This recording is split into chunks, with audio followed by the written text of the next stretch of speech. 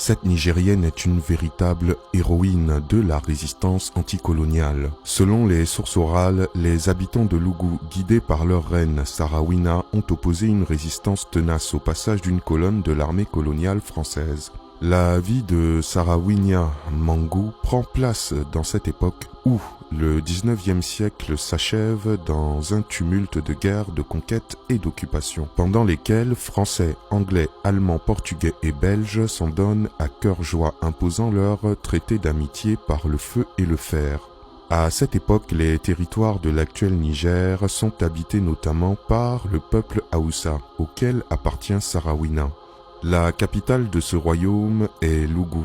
Elle possède un marché florissant et influent dans la région. Aujourd'hui, le marché n'existe plus et les habitants ont préféré s'installer à Dogondouchi, devenu le chef-lieu de la circonscription dès l'époque coloniale. Mangou Sarawina était donc la reine d'une population animiste vivant dans la cité-état de Lougou.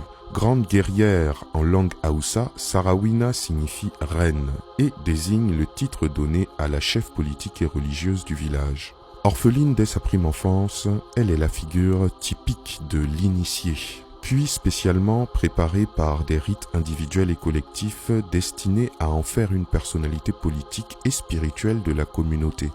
Il s'agit d'une fonction héréditaire toujours actuelle dont l'origine remonte, selon nos sources, probablement au XVIIe siècle.